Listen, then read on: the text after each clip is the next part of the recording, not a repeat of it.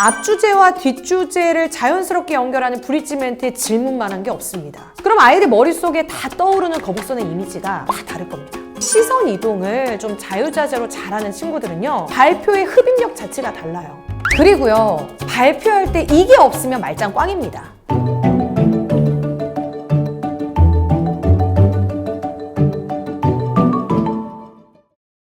요즘에는요, 학교에서 하는 발표 수행평가가 진짜 중요해졌어요. 왜냐하면 중간고사, 기말고사 이 지필평가의 반영 비율보다 발표와 같은 수행평가의 반영 비율이 훨씬 더 높거든요. 50대 50인 경우도 있지만 많은 경우에는 지필평가가 40%, 발표와 같은 수행평가가 60%까지 반영이 되거든요. 공부하는 건 싫은데요, 발표하는 건 더 싫어요 하는 아이들이 있습니다. 그럼 어떡하겠어요? 해야죠. 제일 좋은 발표 도구는 바로 질문입니다. 처음부터 끝까지 질문만 잘해도 되게 매끄럽게 아주 우수하게 발표할 수 있고 실제 좋은 평가를 받을 수 있어요. 처음에 내가 앞에 나왔다, 무슨 말을 어떻게 해야 될지 모르겠다, 그런 친구들에게 일단 질문부터 던지라고 해주십시오. 예를 들어 오늘 발표할 주제가 초고령 사회다. 여러분은 초고령 사회에 대한 심각성을 아십니까? 이렇게 시작해 보는 거예요. 그럼 친구들은 질문을 받고 고민합니다. 초고령 사회의 심각성? 잘 모르겠는데? 이렇게 고민을 하는 순간 이 발표에 참여했다는 거거든요. 그러면 발표에 더 집중도를 높일 수가 있어요. 본론 중간중간에도 질문으로 계속 이어나가면 되는 겁니다.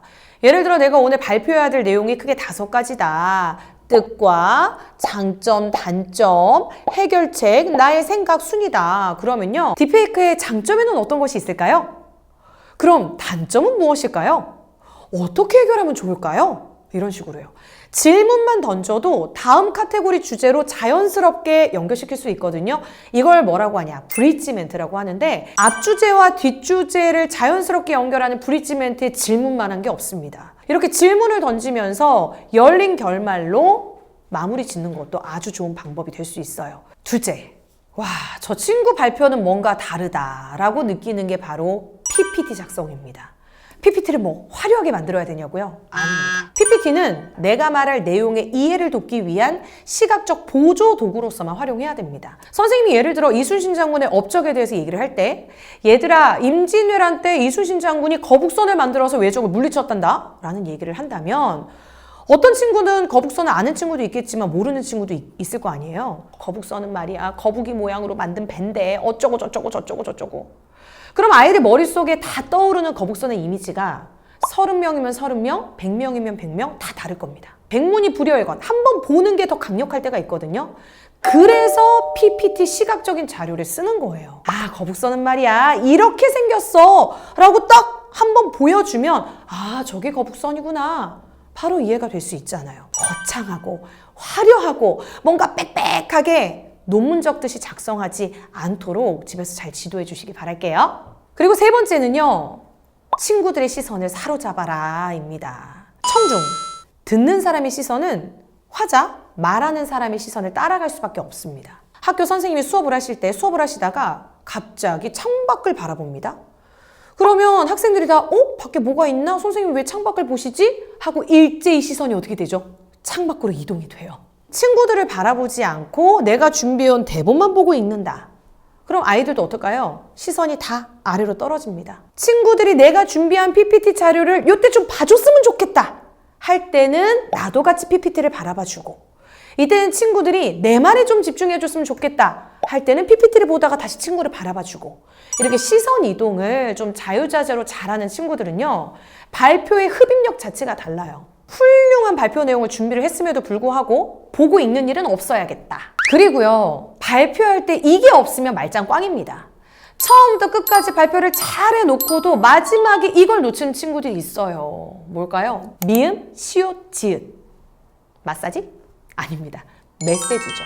결국은 내가 1분을 발표했든 5분을 발표했든 10분짜리 긴 발표를 했든, 그래서 내가 이 발표를 통해서 무슨 얘기를 하려고 했는지 전하려고 하는 메시지가 반드시 나와야 합니다. 너가 이 발표를 통해서 그래서 하고 싶은 말이 뭐였어? 이런 질문을 많이 던지시면서 아이들이 이 발표의 결론을 잘 정리할 수 있도록 도와주시면 좋을 것 같아요. 그리고 시간 반드시 지켜야 합니다.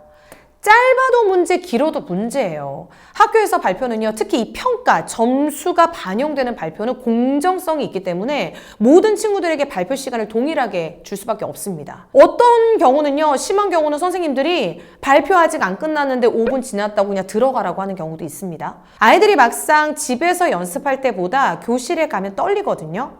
그럼 떨리면 어떤 문제가 발생하냐? 말이 좀 빨라집니다.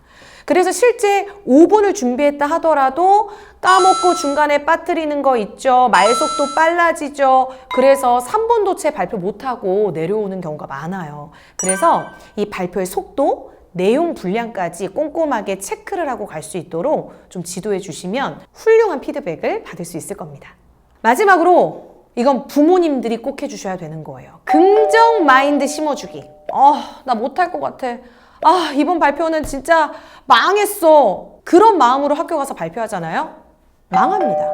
잘할 수 있을 거야. 잘 될 거야. 그러면 잘 될 수밖에 없어요. 이런 긍정의 마인드를 팍팍 심어주시기 바랍니다.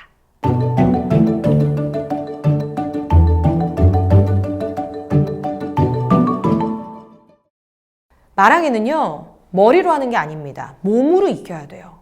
백날 머리로만 리허설하고 백날 머리로만 외운다고 해서 당일날 말이 술술 나오지 않습니다. 집에서요, 몸으로 계속 연습해 보는 과정이 필요해요. 그걸 어떻게 하냐? 엄마가 청중이 돼서 아이를 도와주는 거죠. 매일매일 이렇게 연습을 한다면 우리 아이도 말하기의 달인, 발표의 달인이 될 수 있을 거예요.